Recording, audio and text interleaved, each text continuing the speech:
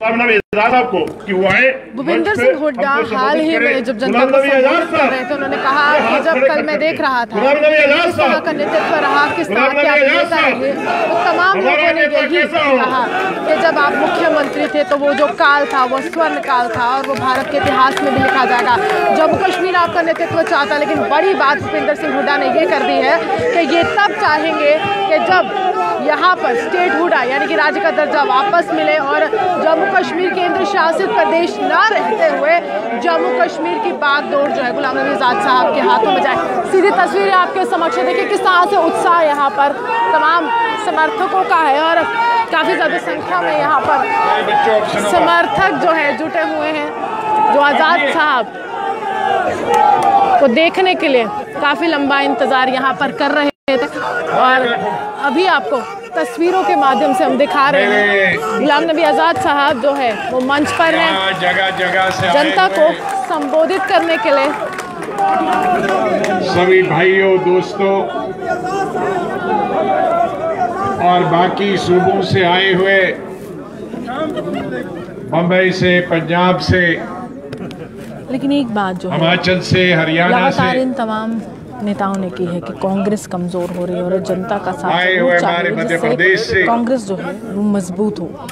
मेरे साथी विपक्ष कमजोर होगा तो देश के हित में नहीं होगा। जिनका इंट्रोडक्शन मैंने शुरू में ही दिया, हुड्डा ने कहा है बहुत सी बातें, बहुत सी पार्लियामेंट में भी साथ रहे हैं, दावे किए गए थे जब धारा 370 को हटाया गया था। ये तमाम हम मंत्रिमंडल में भी साथ रहे हैं, तल पर कुछ नहीं है। और ये भी कहा इनमें से मेरे साथ संगठन में भी रहे हैं। तानाशाही को खत्म करो, नई आज़ादी की लड़ाई मैं अपनी तरफ से आप सबकी तरफ से उनको स्वागत संदेश में कहूँ तो गांधी परिवार को भी है कि आप अगर तमिलनाडु जा रहे हैं और इस आशा के साथ तो तमाम जो बड़े नेता हैं जो पहचान भी रहे हैं कांग्रेस एक नई लड़ाई कश्मीर की धरती पर आए हैं और ये संदेश देने की कोशिश कर रहे हैं कि तमाम नेता, महात्मा गांधी जी, लंबा राजनीतिक जीवन इनका कांग्रेस के साथ रहा है और अब आज जीवित नहीं है, वो आशीर्वाद नहीं दे सकते, कह रहे हैं कि कांग्रेस जो है लेकिन उनकी सोच, कांग्रेस को मजबूत करना होगा, जनता को, उनकी विचारधारा, और जब विपक्ष कमजोर होगा, उनका त्याग, जनता भी कमजोर होगी और विपक्ष को एक नया हमारे साथ रहेगा, मोड़ लेना होगा। विपक्ष को जो है ये बताना मैंने अपनी राजनीति किस तरह से आजाद गांधी जी की विचारधारा से ही शुरू की। जम्मू कश्मीर जो है वो आगे बढ़े। अगर 1980 का मेरा पार्लियामेंट का जब मैं पहली दफा एमपी बना तो लोग बायोडेटा पढ़ेंगे तो 69 में जब गांधी जयंती, गांधी जी की शताब्दी मनाई जा रही थी, 100 साल उनके जन्म की, मैं एसपी कॉलेज कश्मीर में पढ़ता था और पूरे देश में गांधी स्मारक निधि जो दिल्ली में हेडक्वार्टर था उसके द्वारा पूरे देश में 15 दिन के समारोह मनाए जा रहे थे और नॉर्दर्न इंडिया का 15 दिन का जो समारोह था, जो सेलिब्रेशन थी, वो कश्मीर में मनाई जा रही थी और कश्मीर से सिर्फ 2 लोग, मैं और मेरे दोस्त बशारत अहमद, जो के बाद में डायरेक्टर दूरदर्शन रिटायर हुए, हम कॉलेज की तरफ से उस समारोह में रहे, ट्रेनिंग ली, गांधी को समझा, खादी शुरू की और गांधी पर लेक्चर 15 दिन सुनने को मौका मिला और तब से उनकी विचारधारा हमारे दिमाग में चली गई, क्योंकि स्कूल का और कॉलेज का ऐसा समय जो आपके दिमाग में चली जाएगी बात, वो मरने के बाद ही निकलती है। तो 2 चीजों से हम प्रभावित हुए थे गांधी जी, सच और अहिंसा। और उस दिन से लेकर आज तक मैंने हमेशा प्रयास किया है सच और अहिंसा पर विश्वास करना और उसको बोलना और उस पर अमल करना। उसके बाद फिर बाद में मैंने स्टूडेंट लाइफ शुरू की और फिर यूथ कांग्रेस किया। लिहाजा मुझे गौरव है कि मेरी राजनीति गांधी जी की विचारधारा से शुरू हुई थी और उसी के साथ हमारी जिंदगी भी उसी विचारधारा से खत्म हो जाएगी। इसलिए मेरे सामने कोई धर्म, कोई जाति, कोई ऊंच नीच का कोई सवाल पैदा नहीं। आपने,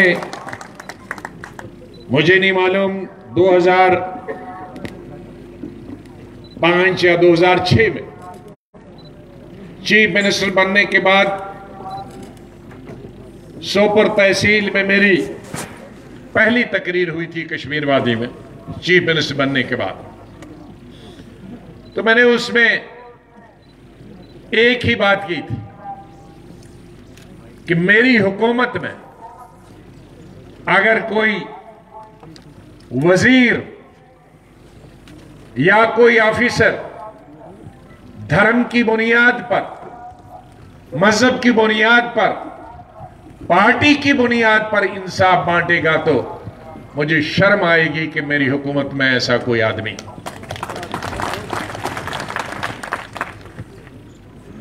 और हर मंत्रालय में जब मैं दिल्ली में रहा तो सभी सेक्रेटरीज और ऑफिसर्स को मैंने ये कहा कि लोग मेरा धर्म भी जानते हैं, मेरा नाम भी जानते हैं। वो किसी भी पार्टी का आए,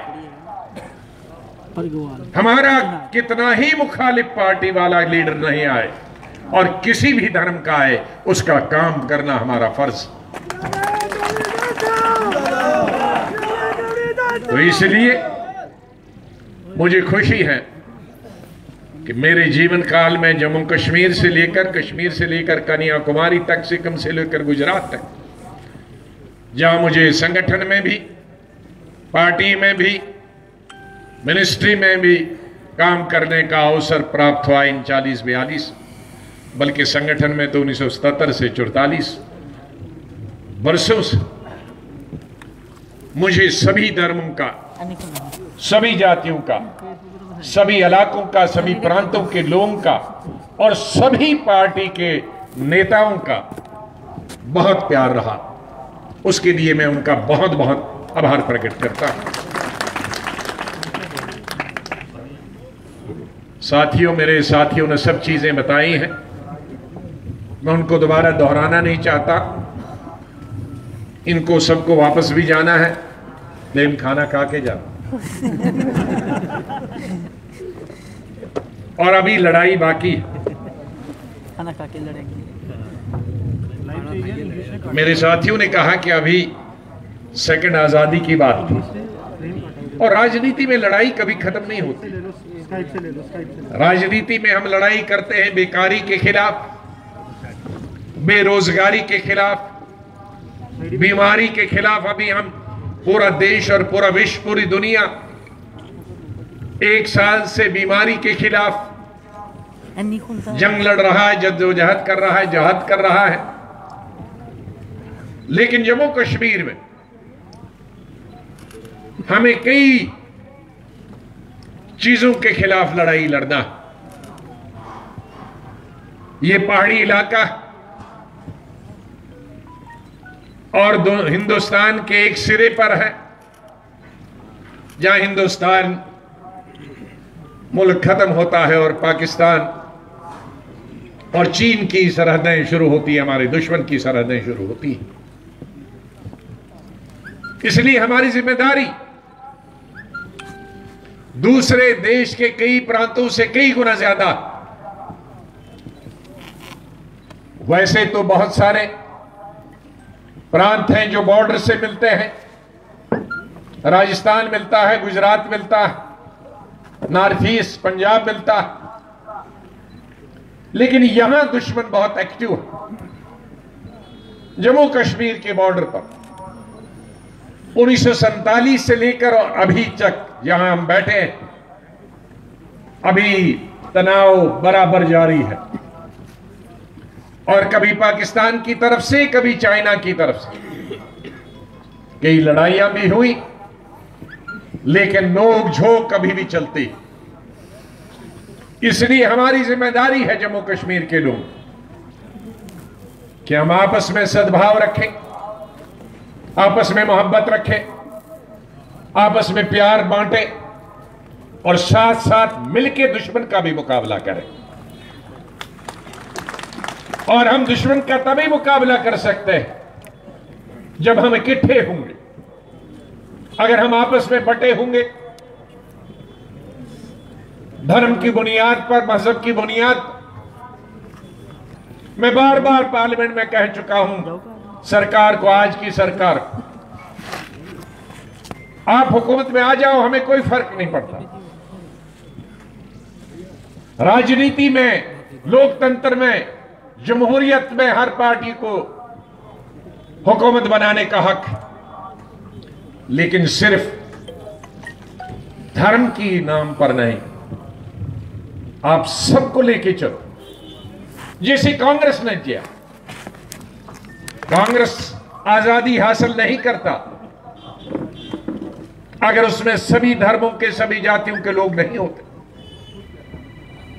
सभी धर्मों और सभी जातियों के लोग थे, सभी प्रांतों के लोग थे, बुद्धिजीवी थे, पढ़े लिखे लोग थे, डॉक्टर्स थे, प्रोफेसर थे, पत्रकार थे, किसान थे, मजदूर थे, तिजारत करने वाले लोग थे। तब जाकर हिंदुस्तान को आजादी। और ये बॉर्डर वो एरियाज, हमने इंदिरा गांधी से यही सीखा कि जितने भी लोग बॉर्डर पे रहते हैं उनकी जितनी भी मदद करो, उनको बांटो नहीं, उनको जोड़ो, उनको इकट्ठे करो, उनकी दिल की धड़कनें समझो, क्योंकि वो दुश्मन का मुकाबला करते हैं। लेकिन आज मुझे अफसोस, पिछले 1.5 साल हम सबको बिखेर दिया, स्टेट के हिस्से हो गए, कोई टुकड़ा इधर गिरा, कोई इधर गिरा। आज हम बांटे हुए हैं अलग फिरकों में, तबकों में। बेकारी अपने उरूज पे है, बेरोजगारी अपने उरूज पे है। लाखों नौजवान पीएचडी करके, लॉ करके, एमए एमएससी करके बेकार और बेरोजगार है।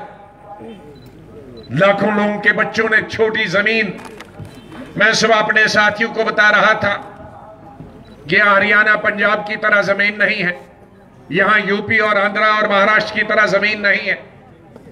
यह हमारे स्टेट सिर्फ पहाड़ और जंगल है, और जो 15-20% जमीन है उसमें हमारे गांव, शहर और सड़कें, स्कूल और बिल्डिंगें हैं। हमारे पास खेती नहीं है। गांधीनगर के आसपास आरसपुर हमें खेती है, बाकी नहीं।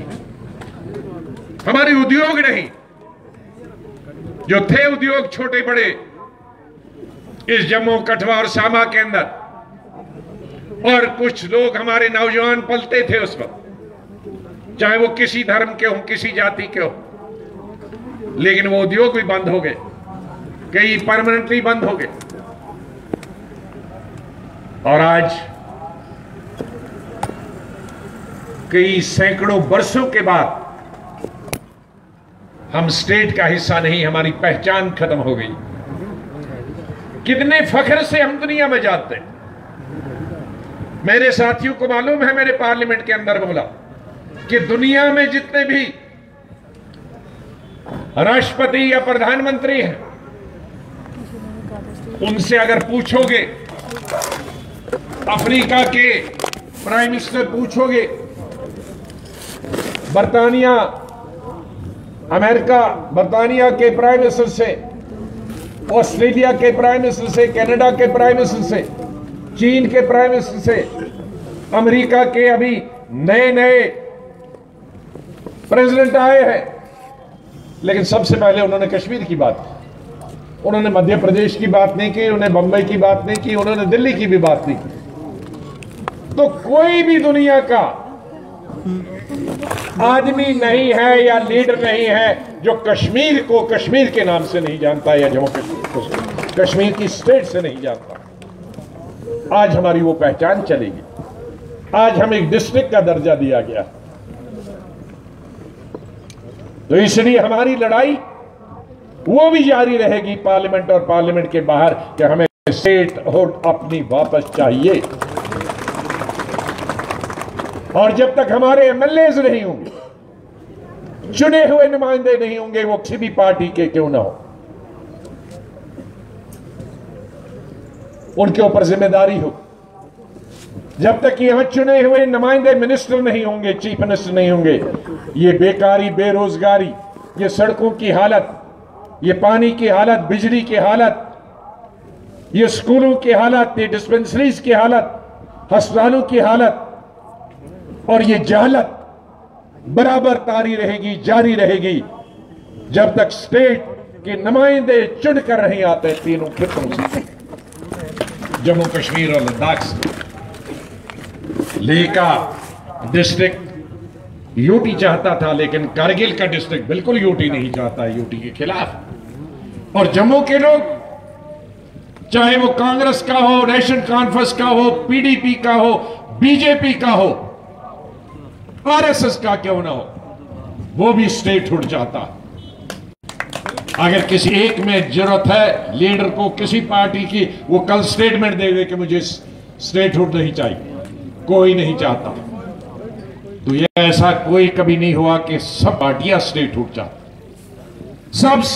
सब पार्टियां, बीजेपी आरएसएस से लेकर नेशनल कॉन्फ्रेंस और पीडीपी से लेकर पैंथर पार्टी तक, सब चाहती हैं स्टेटहुड हो।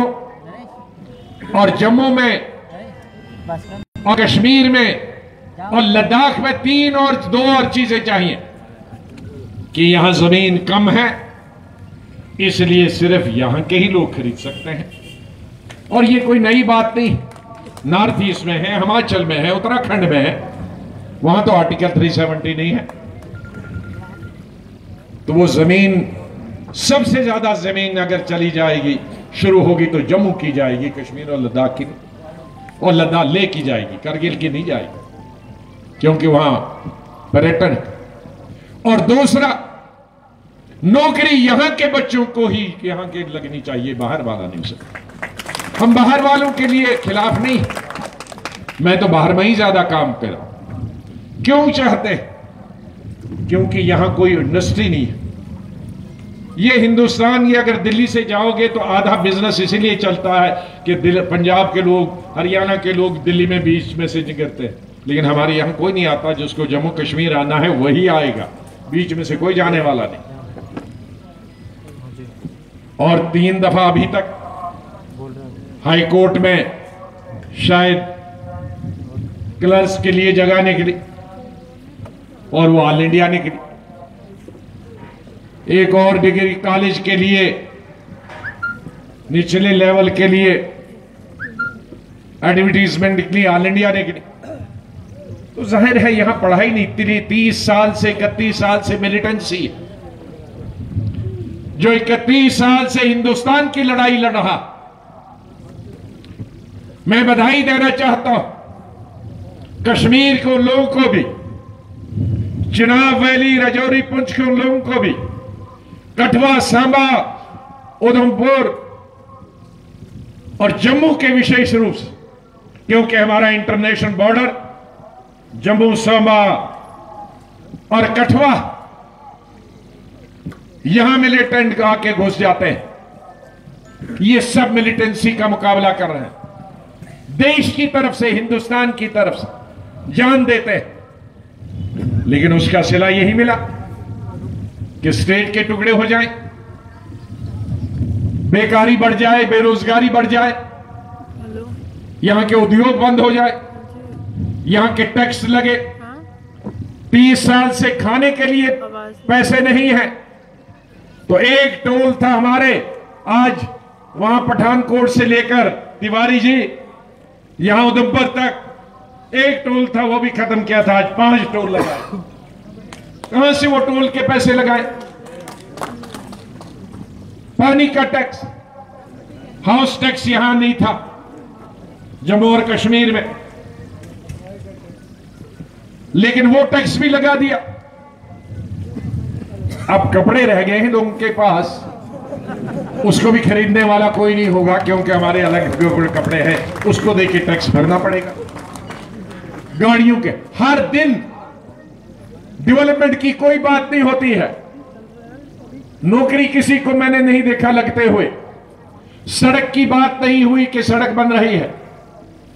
अस्पताल का इंप्रूवमेंट है, उसकी बात नहीं हो रही है। स्कूल में तालीम हासिल हो, कॉलेज में तालीम हासिल हो, उसकी बात नहीं हो रही। कौन सा नया टैक्स लगाना है, इसकी बात रोज होती है। कहां से लाएंगे ये टैक्स? ये लड़ाई हमने लड़नी है।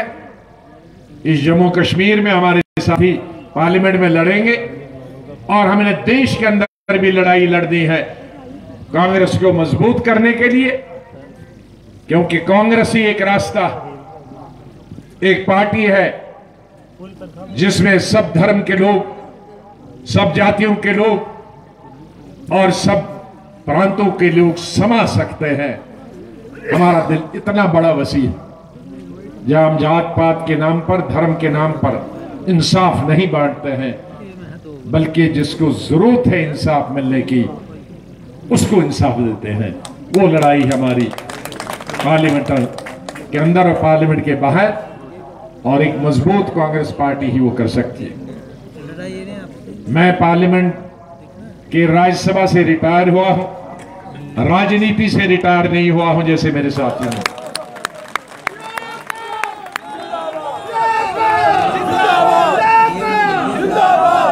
और पार्लियामेंट से मैं पहली दफा नहीं रिटायर हुआ। जब लोकसभा से आना था राज्यसभा, तो भी 3-4 महीने का गैप था। जब यहां से पहले बना, जब सीएम बना था, तब भी बीच में गैप था। बीच में एक और दफा गैप था।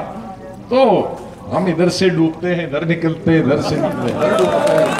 ये अभी हमारी जारी नहीं गई। वो मरने तक, जब तक दम है, मैंने गल तक कर दो, मेरे पता गल कर दे भाई, बाद में मैं खत्म करा उससे बात कर लियो। सरदार जी,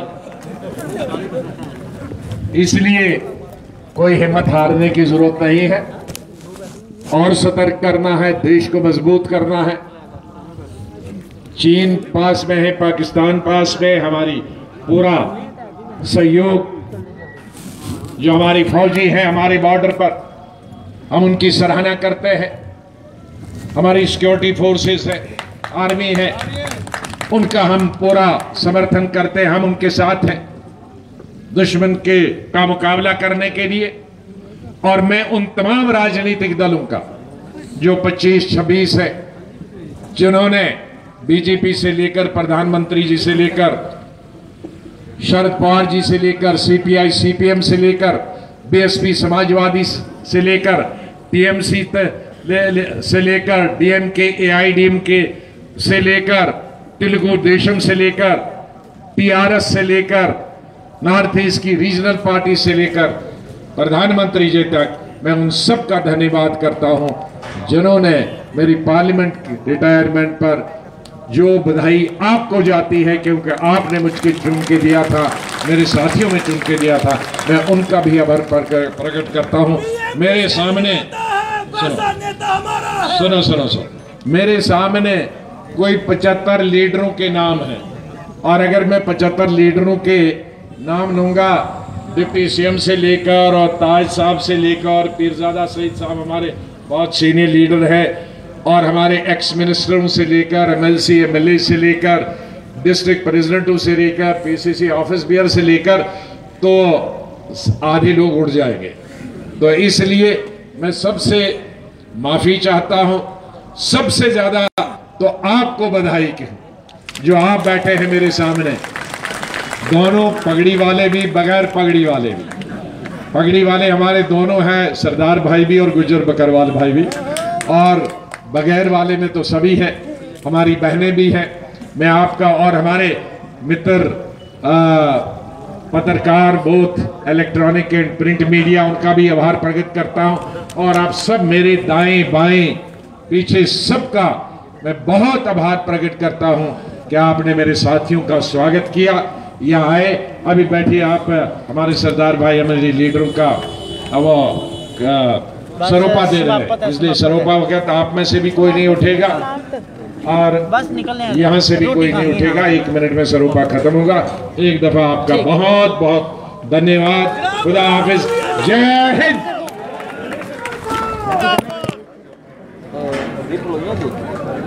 Indian national Congress, Indian national Congress, मैं आप सबको